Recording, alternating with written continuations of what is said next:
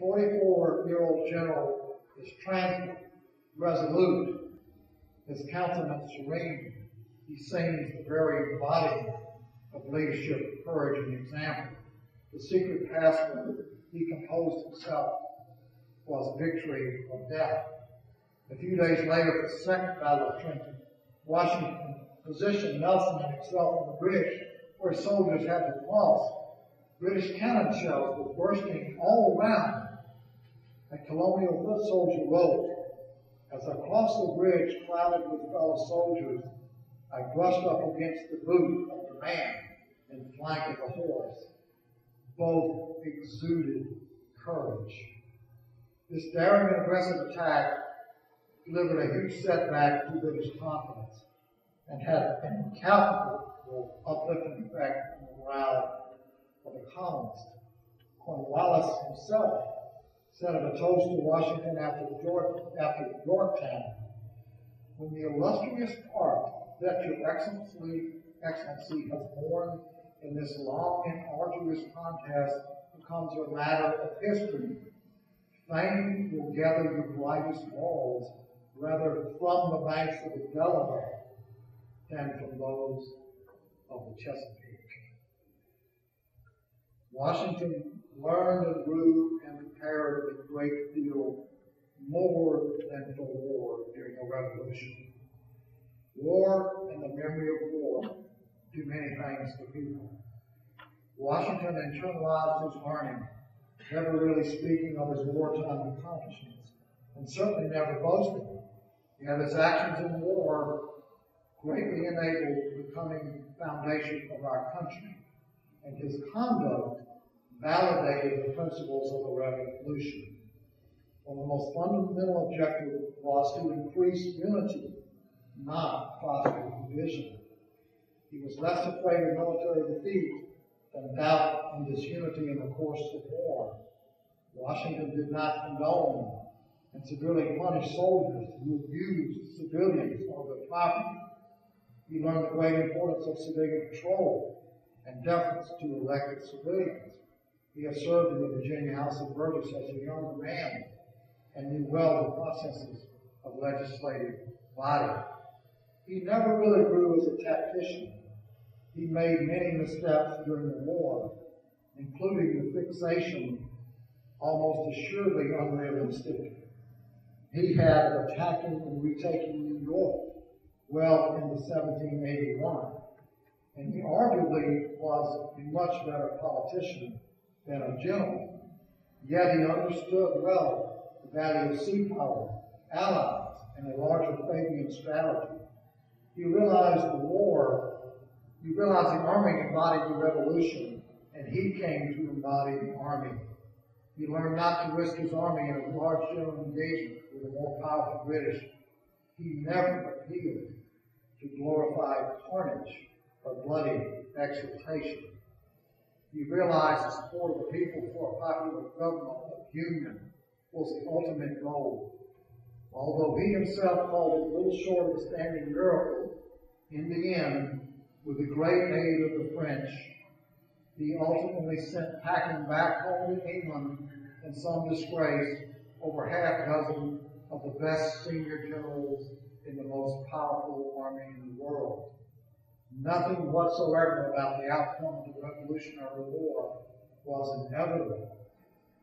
Congress and the American people had asked for a miracle from George Washington, and they nearly got it.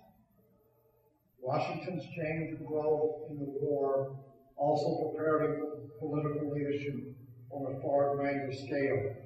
He learned about the ethnic backgrounds, life circumstances, and abilities of people from all the different parts of the country. And he learned to respect them. He came to understand the importance of linking people's interest to their motivation. As he wrote, after the first emotions are over, to expect among people as composed the bulk of an army that they are influenced by any other principle than those of interest is to look for what never did and I fear never will happen. He also noted concerning larger political concerns later that it is a maxim founded on the universal experience of mankind, that no nation is to be trusted farther than it is bound by its interests, and no prudent statesman or politician will venture to depart from it. He also learned of the capabilities and humanity of the black soldiers in the common army, a realization that began to slowly change his views on the people and families he held in bondage at Mount Vernon. He grew to be patient and to see to the heart of an issue. He learned to be an excellent judge of a person's abilities and character. He learned to apply universal moral principles to specific circumstances and how to achieve politically doable goals. In sum, he developed the great gift of good judgment, or classical prudence, which brings me to a more general sense of how he prepared and changed for life beyond born. I believe, as with all people, there are many factors which contributed to his growth as a human being and to the growth of his character. This change happened through the cause of a very, very sound marriage to a remarkable, good-natured, hard-working, patient, and kind wife, a wonderful army wife, and a wonderful farmer. And through his deep love for and raising of his stepchildren and step-grandchildren, Abigail Adams, a tough-minded judge of people and an accurate appraiser of pretension, said of Martha, Mrs. Washington is one of those unassuming characters which create love and esteem. A most becoming pleasantness sits upon her countenance, and she has an unaffected deportment which renders her the object of veneration and respect. As Washington wrote 9 months after his marriage to Martha, I am now, I believe, fixed at this seat with an agreeable partner for life, and I hope to find more happiness in retirement than I ever experienced amidst the wide and bustling world. This was in 1759. Little did he realize that the great majority of the last 25 years of his life would be spent away from Mount Vernon, involved in the most intense affairs imaginable of that very wide and bustling world. He learned through friendships with charming and intelligent women, seeming endless financial cash flow difficulties. Now, these are two not necessarily related. He learned from the intense involvement in the affairs of his time and through relationships and thoughtful, extensive correspondence with eminent and brilliant men. He changed through experience from his early mentoring by powerful men, and he had a natural ability to impress these men with his manly and graceful courage, innate abilities, courage, and powerful physical strength. He learned as a land surveyor and speculator, as a vestryman in his parish, as a mason, as a politician and legislator, as a generous and helpful man to countless kin and neighbors, through the death of comrades in arms and the tragic loss of loved ones.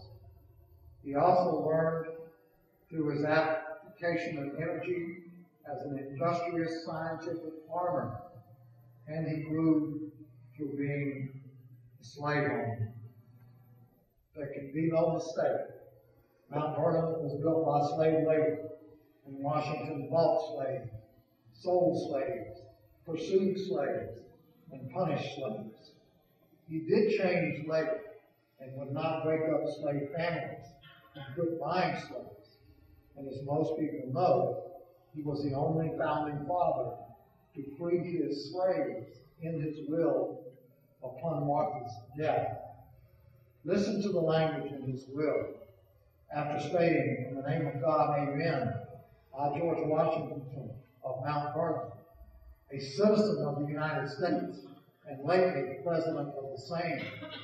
Note that he makes it clear He is of his farm, Mount Vernon, and a citizen of the United States.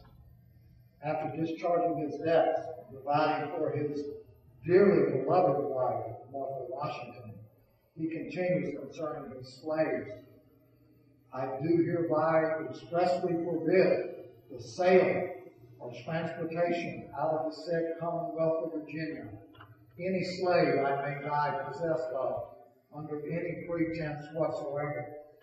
And I do moreover most pointedly and most solemnly enjoin it upon my executors hereafter named, or the survivors of them, to see that this clause respecting slaves and every part thereof be religiously fulfilled at the epoch at which it is directed to take place without evasion, neglect, or delay after the crops, which may then be on the ground harvested, but particularly as it respects the aged and infirm slaves, seeing that a regular and permanent fund be established for their support so long as there are subjects requiring it. Note that Washington, ever practical and realistic about the hard business of farming, made allowance for any crops dead in the ground to be harvested by his slaves. The regular fund established to care for certain slaves was permanently set up and paid out money until 1833, even defying Virginia black laws in an attempt of his to pay for the education of young slaves.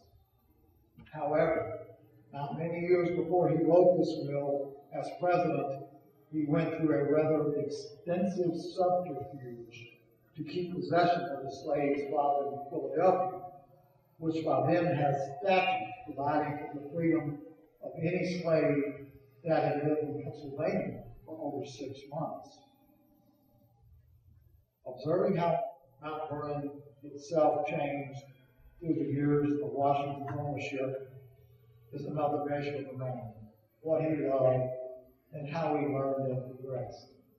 Starting from its original size of about 2,100 acres, when he inherited it and began living there in 1755, to its final development to just over 8,000 acres. That's over 12 square miles.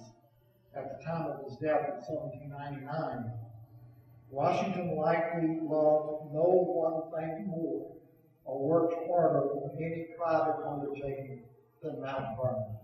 He wrote of it, "No estate in United America is more pleasantly situated than this, on one of the finest rivers in the world."